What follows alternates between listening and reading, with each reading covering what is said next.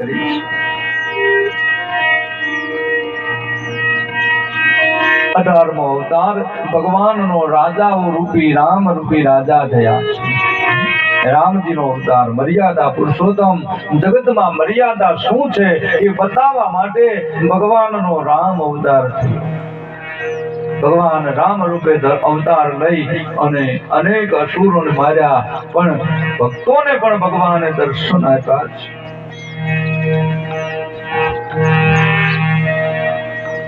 19મા અવતારમાં ભગવાન બલરામ અને કૃષ્ણ તરીકેનો અવતાર થયો છે। પૃથ્વી માથે દુષ્ટનો ભાર વધી ગયો તો એ ભારને હળવો કરવા માટે આજ ભગવાનનો કૃષ્ણ અવતાર થયો છે। કલિયુગની અંદર અસુરોની શક્તિ વધી ગઈ, રાજાઓ ચોર જેવા થઈ જશે, ત્યારે જગતના પતિ પરમેશ્વર વિષ્ણુ કલિક નામે અવતાર લઈને આવ્યા છે। 22મો અવતાર ભગવાનનો છે અને 23મો ધર્મ અને મનુનો થયો છે। આ રીતે ભગવાનના 24 અવતાર થયા છે। હવે આ બધા નામ આપણને રોજ આવડે નહીં, પણ પરમાત્મા આપણે બોલીએ એટલે આપણે 24 અવતારના નામ લઈ શકીએ।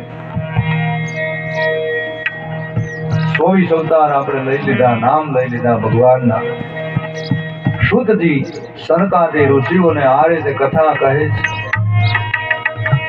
ઇતિ પ્રુવાણમ સંસ્તુય મુનિના વેદ સત્રીણામ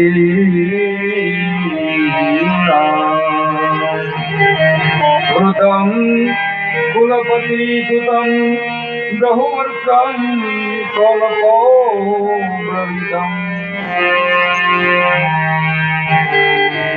વ્યાસ મુનિ આ રીતે કહેવા લાગ્યા કે શુદ્ધ પુરાણી લાંબા યજ્ઞને ઉદ્દેશ્ય કરતા કલ્પના કરી શૌનક ઋષિ કહેવા લાગ્યા છે, હે ભાગ્યશાળી વક્તા, એ હવે અમને તમે કહો,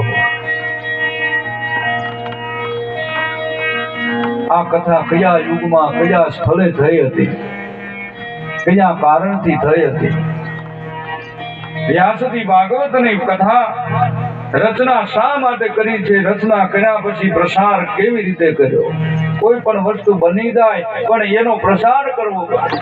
એક નવું કારખાનું આપણે કર્યું હોય તો એની ગામડે ગામડે આપણે એડવર્ટાઈઝ કરવી પડે કે અમે ફલાણી વસ્તુનો વેપાર કર્યો છે, મોટું કારખાનું કર્યું છે, તમારે જોઈ તો લઈ જાહેરાત કરવી પડે।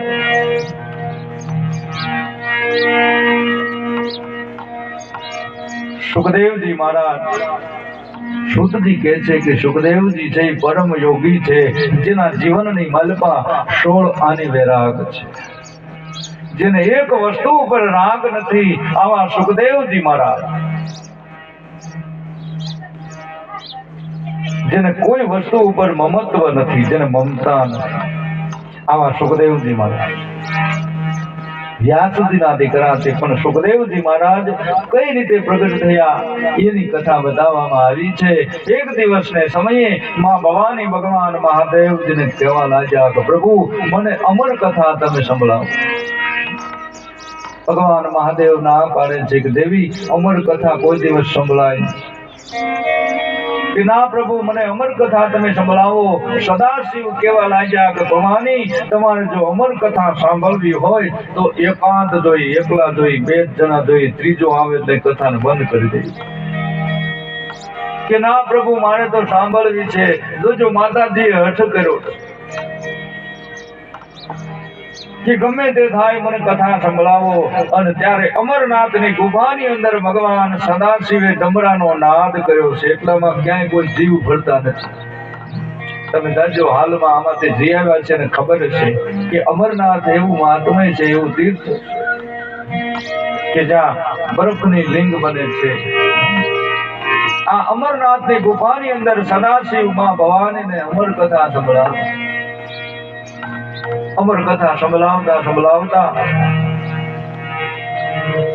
એક પોપટનું બચ્ચું એમાં ચેતન આવી ગયું, જો શક્તિ મળી ગઈ, કથા એની અંદર ચૈતન્યતા પડી છે. કથા સાંભળ્યા પછી એમાં જીવમાં ચેતન આવી જાય. જેમ દીવાની અંદર તમે દિવેલ પૂરો અને દીવાનો પ્રકાશ વધી જાય, એમ કથા રૂપી સાંભળવાથી એ પોપટનું બચ્ચું હતું એમાં ચેતન આવ્યું છે.